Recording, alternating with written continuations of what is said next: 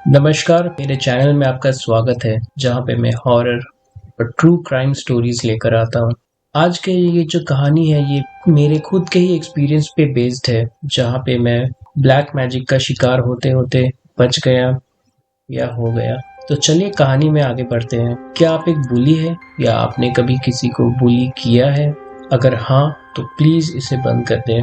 ये बात तब की है जब मैं करीब 4 या 5 साल का था। उस समय मेरा एक दोस्त था, अक्षय नाम का। ध्यान रहे दोस्तों, नाम सारे चेंज किया है मैंने। तो अक्षय और मैं काफी शरारती थे। हम अपने सोसाइटी में अपने शरारतों के कारण जाने जाते थे। हमारे एज के जो बच्चे होते थे वो हमारे साथ खेलने से कई बार कतराते थे, क्योंकि उनको लगता था ये मार देंगे या बुली करेंगे, मजाक उड़ाएंगे। तो हम काफी शरारती थे, मैं और अक्षय। फिर कुछ समय के बाद हमारे कॉलोनी में एक साउथ इंडियन फैमिली रहने आई, जिनके 2 बेटे थे। जिसमें से जो छोटा बेटा था, रवि, से हमारी फ्रेंडशिप हुई, क्योंकि वो हमारे ही सेम एज ग्रुप का था। रवि थोड़ा मोटा था और उसका रंग सांवला था, और जिसको लेके मैं काफी बुली करता था, जो कि ये गलत है, ऑब्वियसली नहीं करना चाहिए था। लेकिन उस 4-5 साल की उम्र में इतनी समझ नहीं होती थी।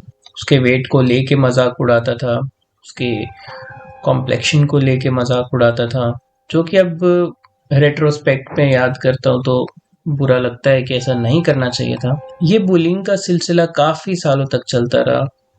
हम काफी बड़े हो गए थे, 12 या 13 साल के हो गए होंगे हम तब शायद। एक बार खेलते खेलते हमारे बीच झगड़ा हुआ और मैंने बहुत बुरा भला कहा उसे, उसके फैमिली के बारे, सबके सामने प्लेइंग ग्राउंड में चिल्ला चिल्ला के बहुत अनबन बोला, बहुत मजाक उड़ाया, उसके फैमिली के बारे में बुरा भला बोला। फिर वो रोता रोता घर चला गया। फिर शाम को उसकी मम्मी मेरी मम्मी से शिकायत करने आई, तो मेरी मम्मी इस बात को लाइटली ली कि हाँ, छोटे बच्चे हैं, नादानी हो जाती है, और बात को वहीं पे रफा दफा कर दिया।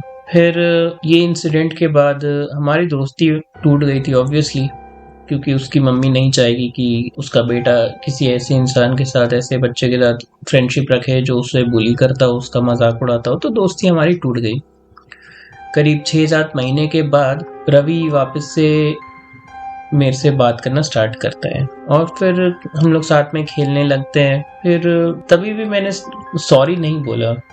काफी टाइम के बाद फिर मेरे को रियलाइज हुआ कि यार, चलो यार, इतना कुछ बोलने के बाद भी ये बंदा खेल रहा है मेरे साथ, बातें कर रहा है, नॉर्मली फ्रेंडशिप निभा रहा है। तो मैंने फिर मौका देख के उसे सॉरी बोल दिया कि यार भाई, जो भी है, तुम्हें बुली करता था, तुम्हारा मजाक उड़ाता था, उसके लिए सॉरी। तो वो भी बोले इट्स ओके, कोई नहीं होता है, बोल के लाइटली ले लिया। मेरे को लगा चलो ठीक है यार, सब सॉर्ट हो गया। फिर उसके बाद हमारी दोस्ती ऐसी पक्की हुई मानो जैसे कोई हमें अलग ही नहीं कर सकता था, या कहो मैं उससे अलग नहीं हो सकता था। काफी समय हो गया था, हम शायद 10th स्टैंडर्ड में, 9th या 10th स्टैंडर्ड में पहुंच गए होंगे। जब भी वो बुलाता था, मैं तुरंत उसके पास चला जाता था, कोई भी हालत में हो। ये बात अब मैं याद करता हूँ तो मेरे को लगता है यार, ये बहुत ही अजीब बात है कि मैं खाना खा रहा होता हूँ, जस्ट एक रोटी का बाइट लिया है, उसका अगर टेक्स्ट आ जाता था, कॉल आ जाता था, बस वो एक रोटी का बाइट ही मेरे पेट में गया है, पानी पी के तुरंत निकल जाता था। अगर मेरा प्लान है कि अभी मैं खाने बैठने वाला हूँ और नहा रहा हूँ या फिर कुछ और कुछ भी कर रहा हूँ, एक टेक्स्ट आता था, एक मैसेज आता था, तुरंत उठ के चला जाता था। कोई भी काम हो, उसे कहीं जाना हो, उसके फ्रेंड्स के यहाँ जाना हो, मतलब वो मेरे स्कूल में नहीं था, वो दूसरे स्कूल में था, तो उसके स्कूल फ्रेंड से मिलने जाना हो तो भी वो मेरे को लेके जाता था। ऐसा काफी टाइम तक चलता रहा। मेरा हेल्थ धीरे धीरे धीरे बहुत कम हो गया था, और पता नहीं क्यों मेरे को भूख ही लगना बंद हो गया था। खेलता भी था, घूमता भी था, भूख लगता ही नहीं था।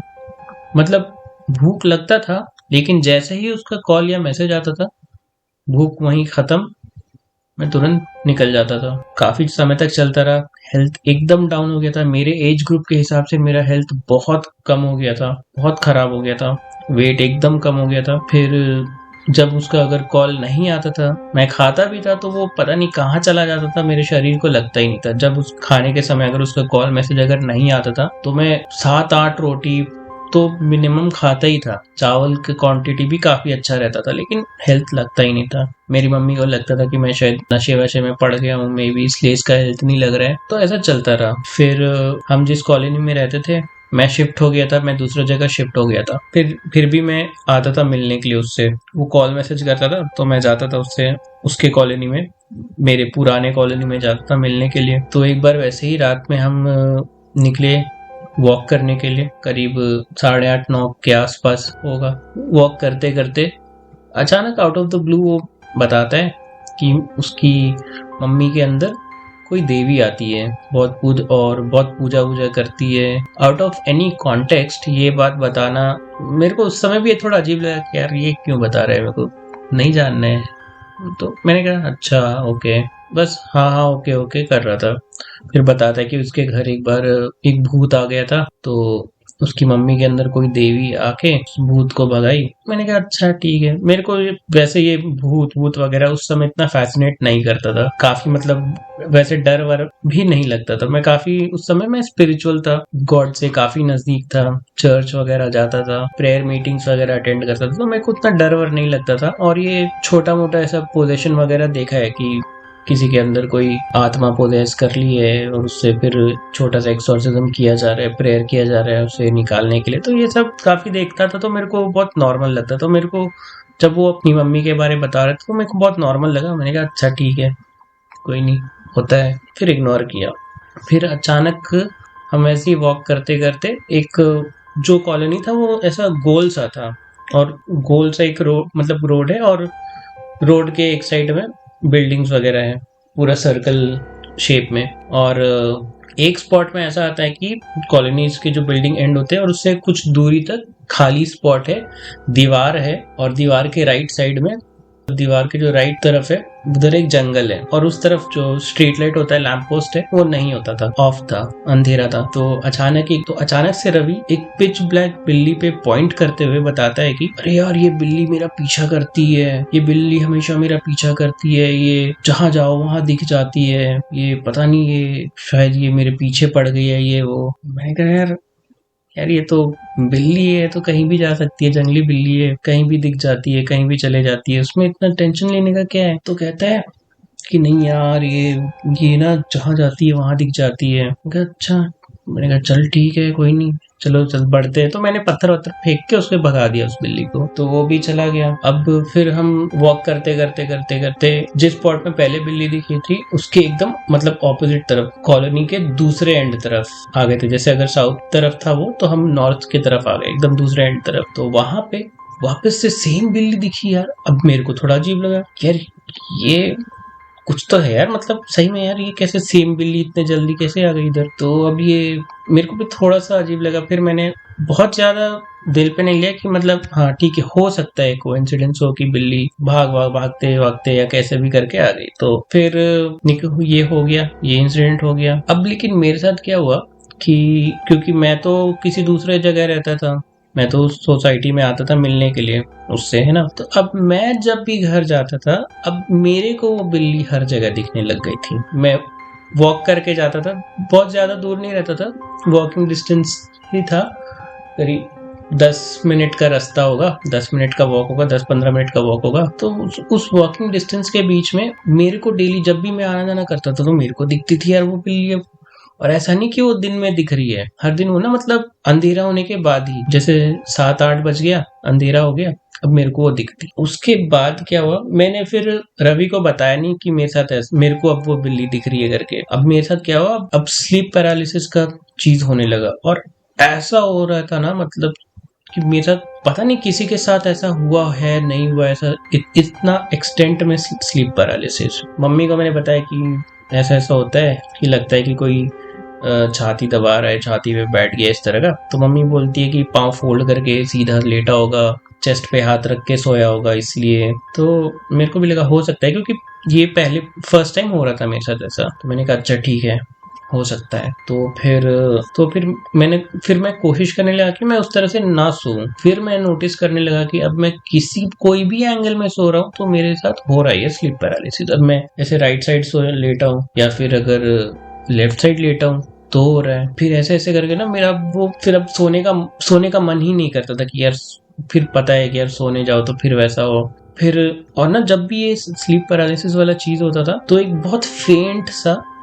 फेंट सा किसी औरत के चीखने की आवाज आती थी, बहुत फेंट सा, कि बहुत दूर से कोई आवाज आ रही है चीखने की, है ना, ऐसा होता था। फिर ये इतना बढ़ गया था कि मैं अगर कभी बैठे बैठे सोफे पे बैठे बैठे भी अगर मेरा आंख लग गया है तो स्लीप पैरालिसिस। क्लास में हेड डाउन किया है, जैसे क्लास में डेस्क पे हाथ रख के फिर उसके ऊपर सर रख के अगर हम कभी कभी आंख बंद करते हैं ना, उस हालत में भी स्लीप पैरालिसिस। फिर मैंने बताया मम्मी को कि भाई ये तो बहुत ज्यादा हो रहा है, ऐसे ऐसे मतलब। तो फिर मम्मी प्रेयर वेयर करी, फिर एक रोजरी दी, तो ये धीरे धीरे फिर ये जो है स्लीप पैरालिसिस वाला ये कम हो गया। फिर ये 10th का ही समय था और 10th का बोर्ड स्टार्ट हो गया था, तो विंटर्स का समय था, मतलब विंटर्स एग्जैक्टली विंटर्स नहीं था, विंटर्स एंड हो गया था। तो रूम बंद है मेरा रूम का लेआउट कैसा था कि जस्ट एक मेरे रूम के तरफ से भी एक एग्जिट डोर या मेन डोर कनेक्टेड है, फिर एक और डोर है, उस डोर से बालकनी है और उस बालकनी के थ्रू एक दूसरे रूम में कनेक्ट होता है। तो जो दूसरा रूम वाला है दरवाजा वो बंद था। फिर बालकनी का जो डोर है वो अंदर से बंद है, छिटकनी लगा हुआ है। मेन डोर छिटकनी अंदर से लगा है। ऑलमोस्ट विंटर्स थी, मतलब विंटर खत्म हुआ नहीं था, मौसम सही था, तो विंडोज बंद था क्योंकि जरूरत थी नहीं, तो विंडोज बंद था। मैं पढ़ रहा था, पढ़ा काफी देर पढ़ा। फिर करीब 2-2:30 बजे के आसपास मेरे को नींद आ गया कि यार चलो सोते हैं, फिर 5-6 बजे उठ के फिर पढ़ेंगे। उसके बाद फिर जस्ट बुक रखा है, और क्योंकि स्लीप पैरालिसिस इतना होने लग गया था इससे पहले, मेरे अंदर डर बैठ गया था थोड़ा, और फिर मैं लाइट ऑफ नहीं करता था सोने से पहले, तो लाइट ऑन में ही सोता था, क्योंकि इतना ज्यादा हो गया था। तो मेरे को यकीन हो गया था कि भाई कुछ तो गड़बड़ है, कुछ तो सीन चल रहा था, तो इसलिए फिर लाइट ऑफ नहीं करता था। तो उस दिन भी बिना लाइट ऑफ करे जस्ट ऐसे लेटा है बेड पे, जस्ट बेड पे लेटा। और बेड का लेआउट कैसा था कि बेड एक दीवार से मतलब सेट लगा हुआ है, और अगर सपोज मैं अपने लेफ्ट साइड जैसे लेफ्ट करवट लेकर अगर लेटा हूँ तो मेरे सामने मेन डोर है, थोड़ा आगे मेन डोर है, मैं बस वैसे ही मेन डोर की तरफ फेस करके से लेटा हुआ है। और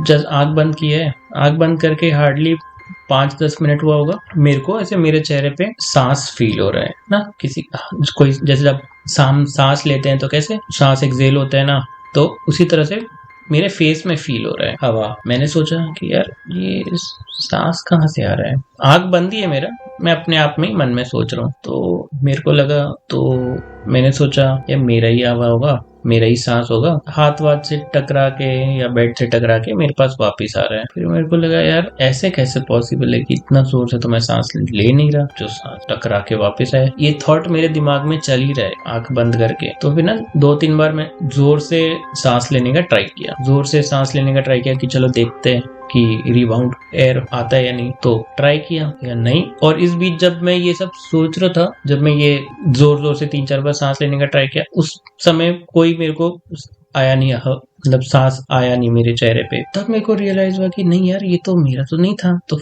फिर तुरंत मैंने आंख खोलकर देखा, तो देखा जस्ट वो सेम काली बिल्ली एकदम मेरे बेड के सामने बैठी है, कुछ 2-2.5-3 फीट के आगे। तुरंत मैं उठ के बैठा, जैसे उठ के बैठा वो बिल्ली दौड़ के दरवाजे से भाग गई। और फिर मैंने रियलाइज किया यार दरवाजा तो बंद था, वो भी अंदर से बंद था, ये दरवाजा खुला कैसे अंदर से। मैं बालकनी में निकल के देखा तो बिल्ली कहीं गायब भाग गई थी। और जस्ट बिल्ली और मेरे घर के जस्ट आगे एक पीपल का पेड़ था, पेड़ से वैसा कुछ था नहीं कि पेड़ हॉन्टेड है या वैसा कुछ, ऐसा कुछ नहीं था। लेकिन उस पेड़ में एक उल्लू बैठा हुआ था। मैंने देखा यार उल्लू बैठा हुआ, चलो ठीक है कोई नहीं ये भी।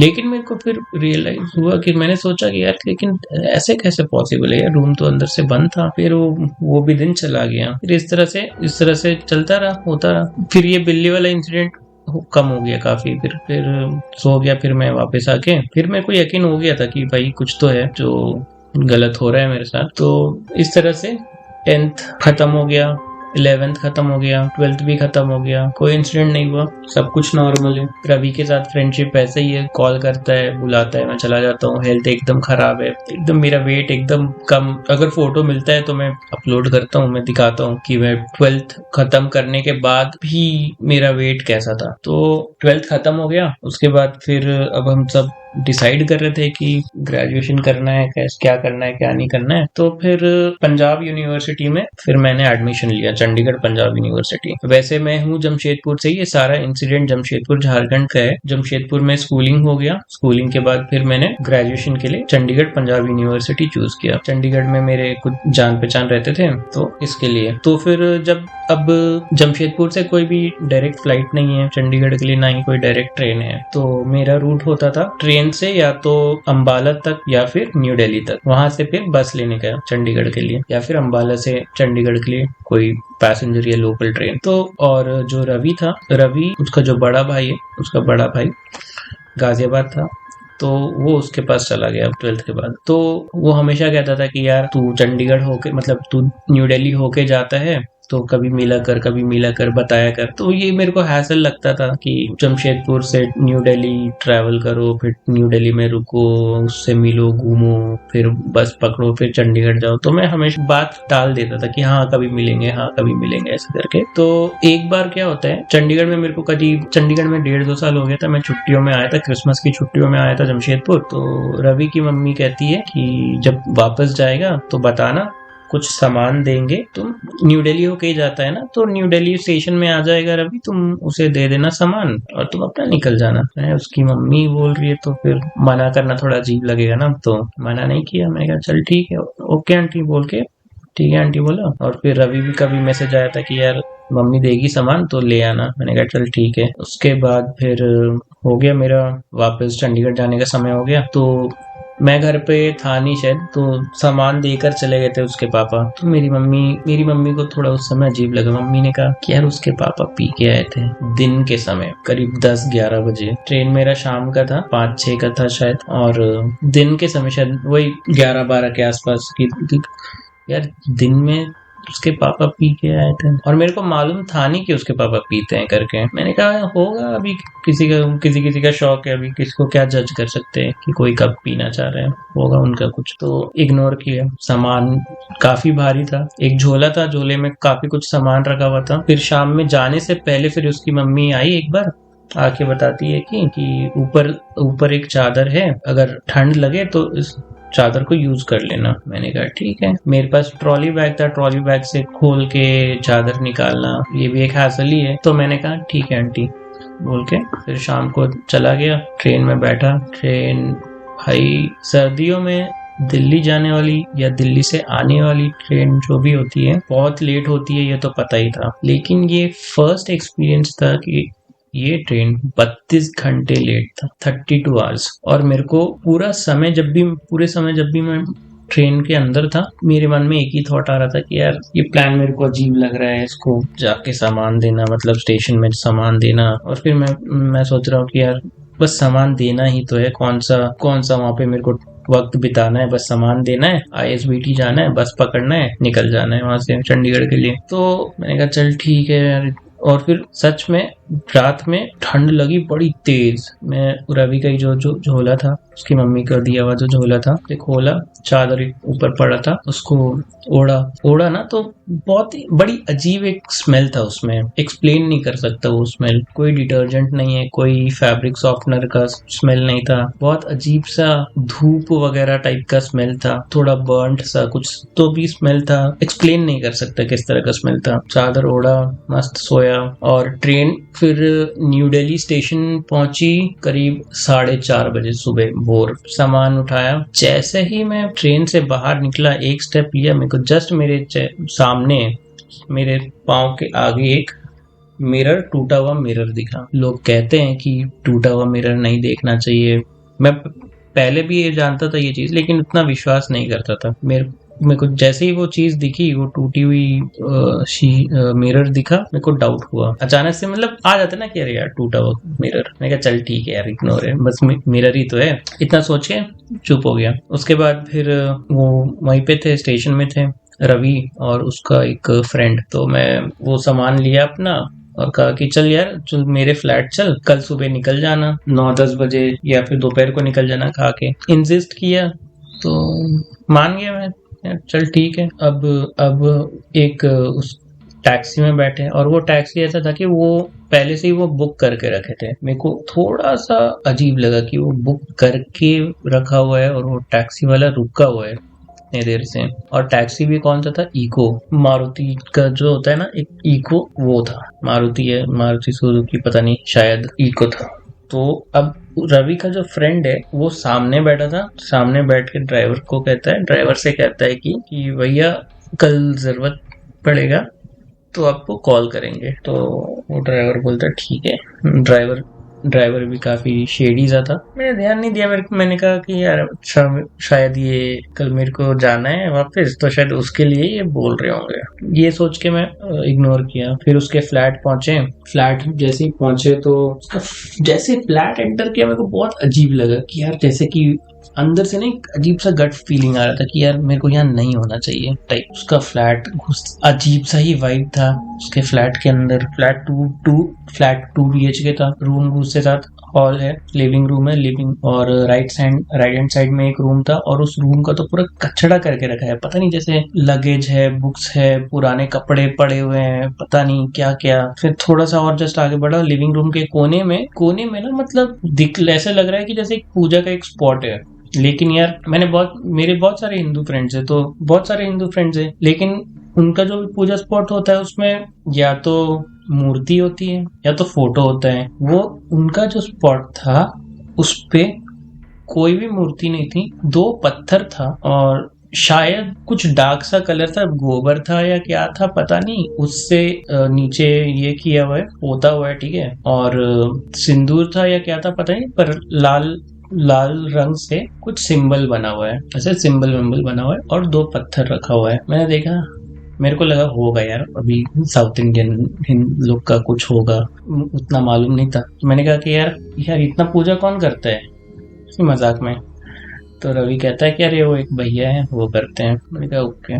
तो वहां पे रवि का बड़ा भाई था और एक बंदा था अधेड़ उम्र का, 35-40 ईयर्स के आसपास का होगा। हाइट में कम था पर एज ज्यादा। और उसका रूम कैसा था?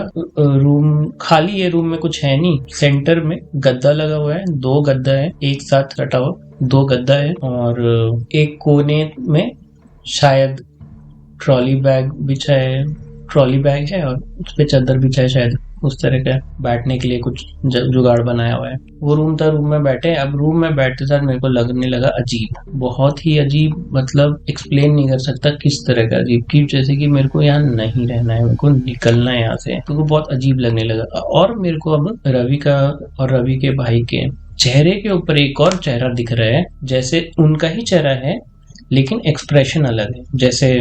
जैसे कोई गुस्से में किस तरह से कोई एक्सप्रेशन बनाता है, कैसा चेहरा बनाता है जब कोई गुस्सा में रहता है, जब कोई किसी को मारने वाला होता है तो किस तरह का चेहरा बना के, वो दांत पीसने वाला चेहरा होता है ना, वैसा चेहरा मेरे को दिख रहा है।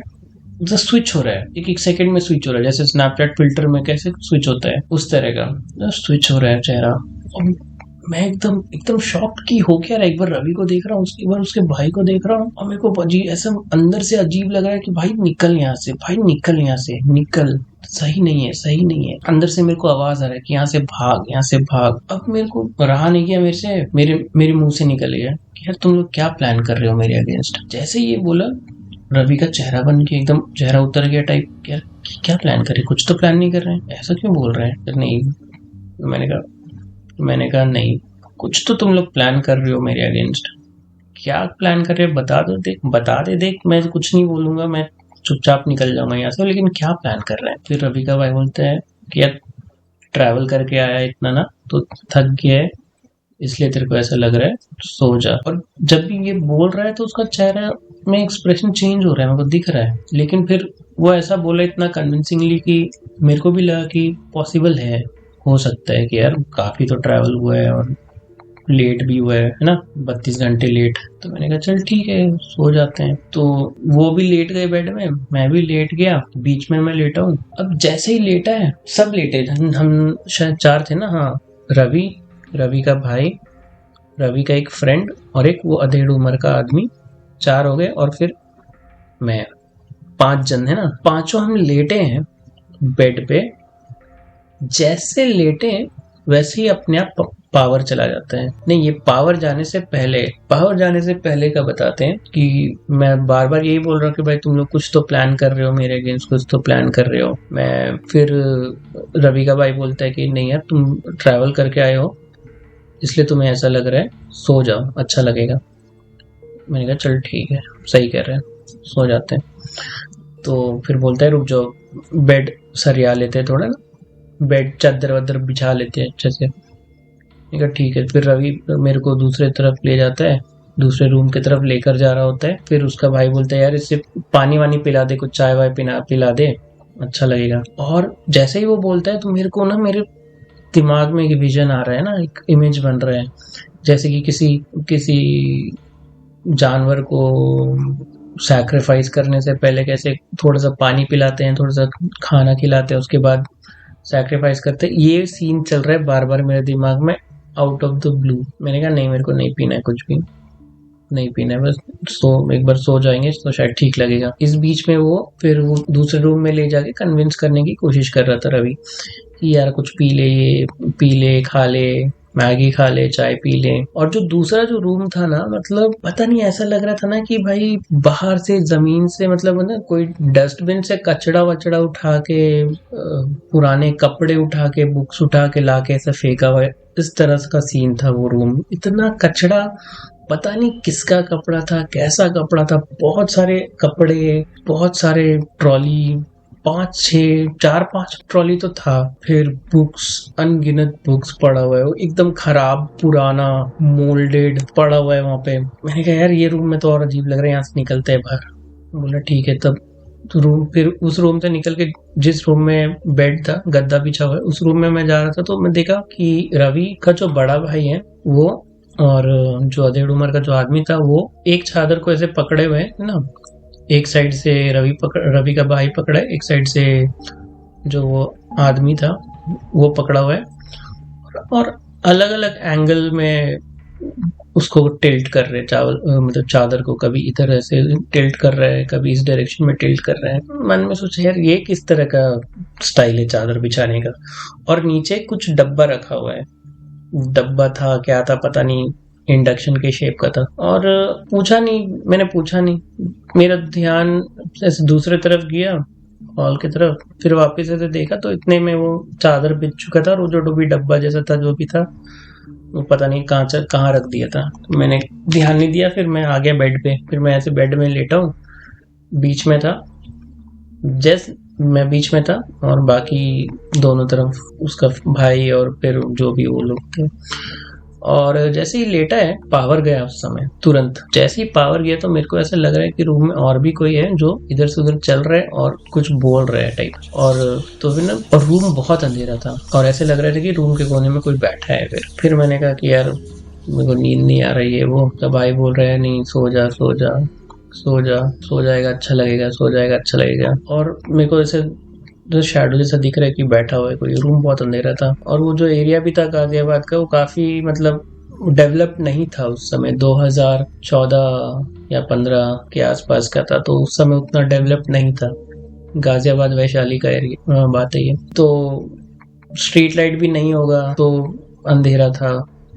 मेरे को लगा कि शायद उसका भाई ही बैठ के उधर बात कर रहा है, मेरे को ऐसा लगा। और इतने में पावर वापस आता है तो मैं नोटिस करता हूँ कोई नहीं बैठा है। मेरे को फिर लगा कि यार चलो शायद थका हुआ हूँ मैं, टायर्ड हूँ शायद, इसलिए मेरे को ऐसा लग रहा है। फिर लेकिन नहीं, उसके बाद जो फिर मेरे को जो अजीब लगने लगा ना, पावर वापस आ गया, मेरे को और अजीब लग रहा है कि नहीं यार मेरे को नहीं सोना, तो बिल्कुल भी नहीं है यहाँ पे। मैं उठ के तुरंत रूम के बाहर निकला, रूम के बाहर खड़ा, दरवाजे के पास हो गया मैं खड़ा। मैं बोलने लगा कि, और वो लोग लेटे हुए हैं बेड में लेटे हैं, वो और उसका भाई दोनों अब साथ लेटे, एक साथ लेटे हैं। पहले रवि मेरे बाजू में था, मेरे राइट हैंड साइड में था, फिर मेरे लेफ्ट साइड में रवि का फ्रेंड था, और फिर उसके लेफ्ट साइड में उसका बड़ा भाई था।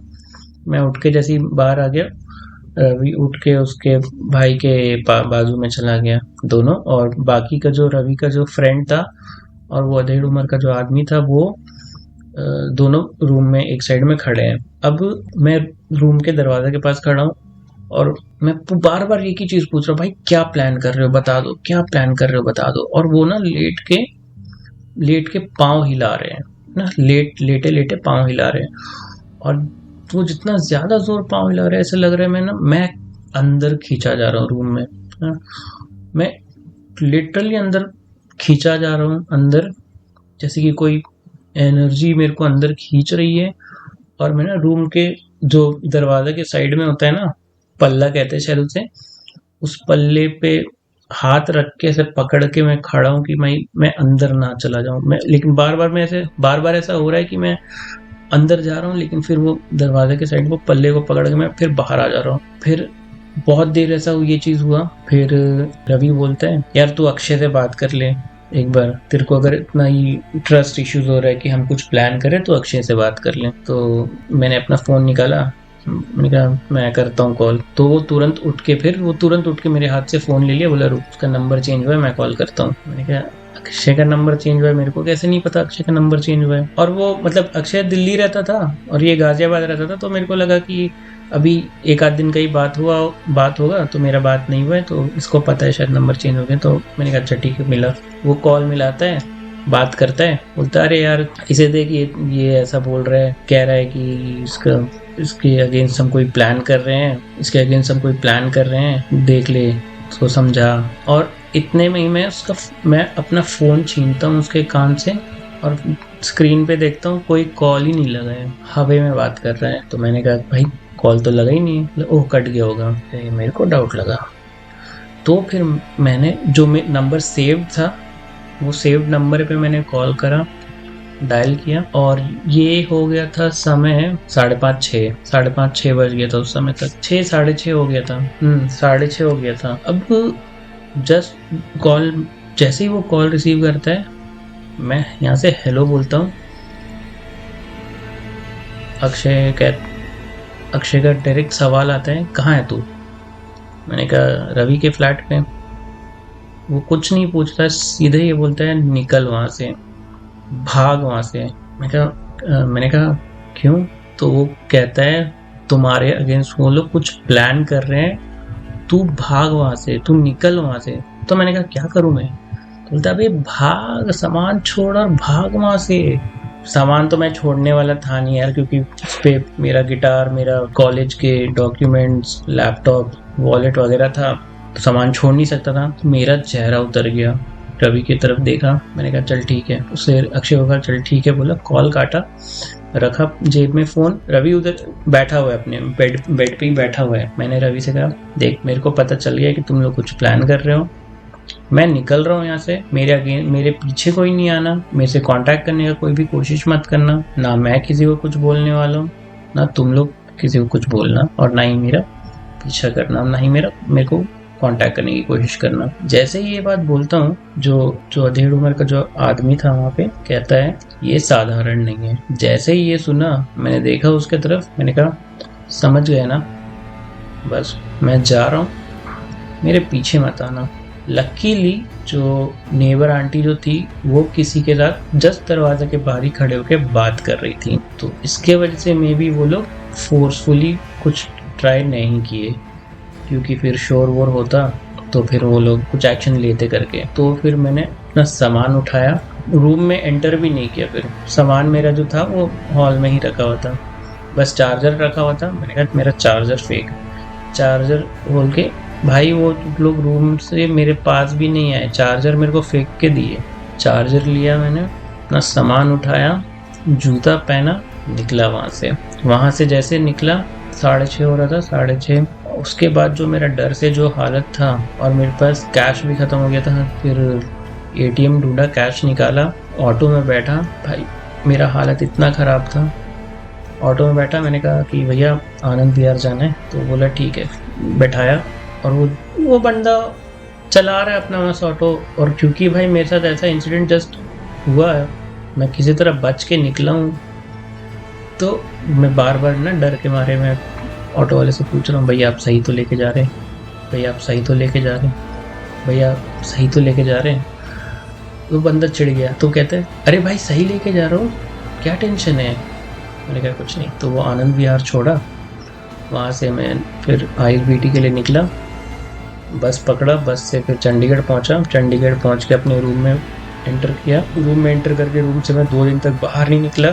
तीसरे दिन फिर मैंने अक्षय को मैसेज किया कि भाई क्या सीन था। तो वो कहता है कि यार रवि कुछ ब्लैक मैजिक पे पड़ गया है, ब्लैक मैजिक करने लग गया है, और वो कुछ तो तुम्हारे अगेंस्ट प्लान कर रहे थे, जो मैंने सुना। उसके बाद फिर कोई कांटेक्ट नहीं उससे, ना अक्षय से बात करता हूँ अब, ना उससे। ट्रस्ट इश्यूज हो गया मेरे को गंदा वाला, किसी से भी दोस्ती नहीं करना। बस हाँ, अभी तो जॉब वॉब चालू है, तो ऑफिस में भी किसी से बात नहीं, अपना काम से मतलब रहना। हाँ, कोई मेरे से बात कर रहा है, कुछ पूछ रहा है तो मैं जवाब दे रहा हूँ। खुद से कभी भी ऐसे दोस्ती का हाथ नहीं बढ़ा था किसी से भी। प्रॉब्ली आई डोंट नो कि वो अफेक्ट है या चला गया है या पता नहीं क्या, क्योंकि लाइफ स्टेबल तो नहीं है, कुछ भी चीज़ स्टेबल नहीं है। जॉब में भी ज़्यादा टाइम कॉन्सेंट्रेट नहीं कर पाता हूँ, जॉब में फाइनेंशियली स्टेबल नहीं हूँ, may be, I don't know. तो बस ये है मेरा खुद का एक्सपीरियंस कि भाई कभी भी किसी के साथ गलत मत करो, क्योंकि नहीं पता कि सामने वाला तुम्हारे साथ क्या कर सकता है। कि आज के समय में ब्लैक मैजिक, काला जादू, ये सब सुनने में कितना नॉर्मल लगता है यार ये तो मूवी में होता है, लेकिन नहीं, ये एक्चुअल है, लोग करते हैं, बच के रहें। और मोरल ऑफ द स्टोरी है कि किसी के साथ गलत मत करो, किसी के साथ गलत मत सोचो, किसी को बुली मत करो, बिकॉज यू नेवर नो कि सामने वाला क्या क्या कर सकता है। Thank you.